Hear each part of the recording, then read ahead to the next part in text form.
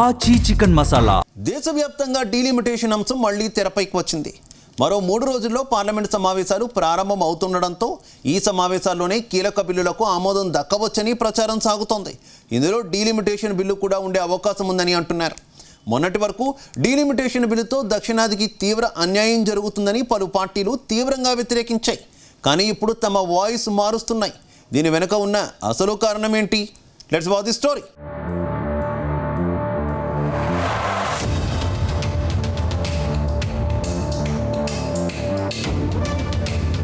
ఈ నెల 20 నుంచి ఆగస్టు 13వ తేదీ వరకు భారత పార్లమెంటు వర్షాకాల సమావేశాలు జరగబోతున్నాయి. ఈ సమావేశాల్లో కీలక బిల్లుల్ని ఆమోదించే అవకాశం ఉందనే ప్రచారం జరుగుతోంది. ముఖ్యంగా నియోజకవర్గాల పునర్విభజన బిల్లును ప్రవేశపెడతారనే ప్రచారం పెద్ద ఎత్తున సాగుతోంది. ఈ బిల్లుల ఆమోదం కోసం 3/2 మెజార్టీని సాధించే దిశగా ఎన్డీఏ ప్రభుత్వం వేగంగా పావులు కదుపుతోంది. శివసేన షిండే వర్గంలోని 6 ఎంపీలు, బీజేపీలో 20 మంది, తృణమూల్ కాంగ్రెస్ ఎంపీల విలీనానికి సంబంధించిన లోక్సభ స్పీకర్ ఓం బిర్లా నిర్ణయం తీసుకునే అవకాశం ఉంది.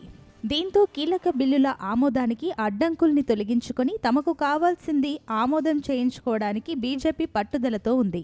ఈ సమావేశాల్లో 2 రాజ్యాంగ సవరణ బిల్లులతో సహా పలు కీలక బిల్లులను ఆమోదింపజేసుకుంటుందని ఢిల్లీ వర్గాలు చెబుతున్నాయి. మహిళల రిజర్వేషన్పై 131వ రాజ్యాంగ సవరణ బిల్లు, ప్రతిపాదిత సవరణలతో డీలిమిటేషన్ బిల్లును ప్రభుత్వం ప్రవేశపెట్టే అవకాశం ఉంది.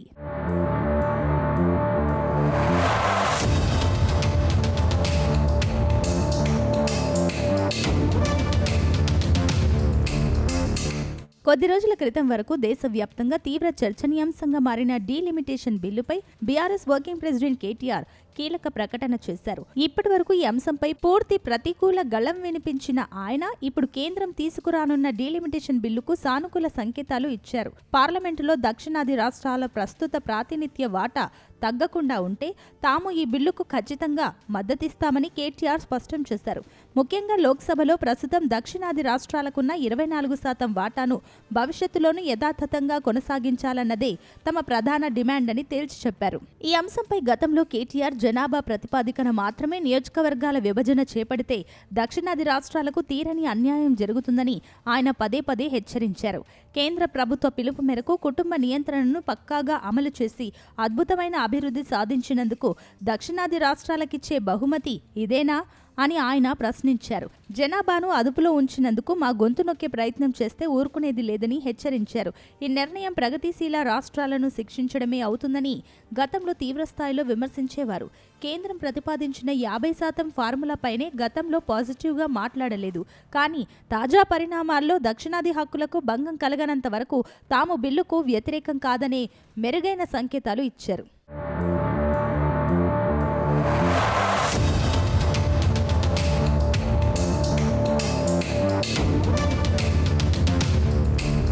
ప్రస్తుతం పార్లమెంటులో ఉన్న 543 స్థానాల ఆధారంగా చూస్తే దక్షిణాది 6 రాష్ట్రాలు కలిపి దాదాపు 24% ప్రాతినిధ్యాన్ని కలిగి ఉన్నాయి.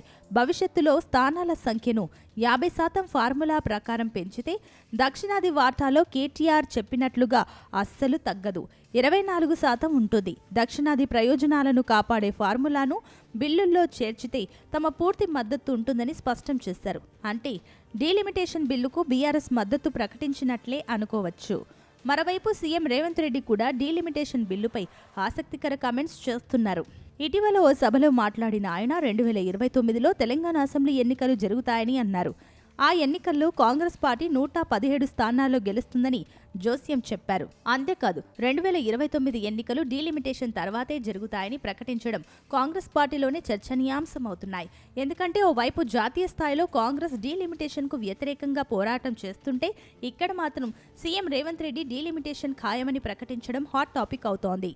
రాహుల్ గాంధీ గారిని ప్రధానమంత్రిని చేస్తాం, 26 పార్లమెంట్లు సీట్లలో 20 సీట్లు తెలంగాణ నుంచి మేము అందిస్తామని నేను చెప్పదలుచుకున్నా.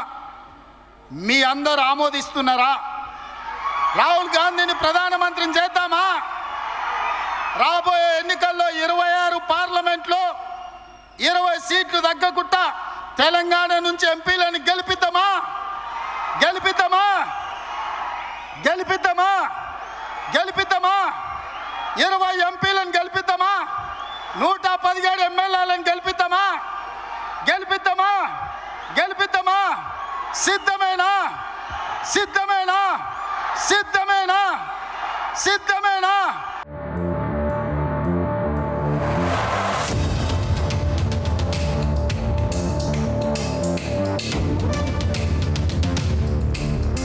మొత్తం మీద దక్షిణాదికి అన్యాయం జరిగితే ఊరుకునేది లేదన్న రాజకీయ పార్టీలు ఇప్పుడు తమ గొంతును సవరించుకుంటున్నాయి. ఒకవేళ డీలిమిటేషన్ బిల్లును తాము తీవ్రంగా వ్యతిరేకించినా కేంద్రం మాత్రం ఆమోదం తెలుపుకునే పరిస్థితులు ఉండడంతో అందుకే ఆయా పార్టీలు యూటర్న్ తీసుకున్నాయని తెలుస్తోంది. అయితే నేతల తీరు చూశాక ప్రజలైతే ముక్కున వేలేసుకుంటున్నారు. తమ రాజకీయ ప్రయోజనాల కోసం ప్రజల ప్రయోజనాలను పట్టించుకోరా అంటూ సోషల్ మీడియా వేదికగా ప్రశ్నిస్తున్నారు. చూడాలి, బీఆర్ఎస్ నేతలు చెప్పినట్టుగా కేంద్ర పెద్దలు డీలిమిటేషన్ బిల్లుకు ఆమోదం చెబుతారా అనేది మాత్రం ఆసక్తికరంగా మారింది.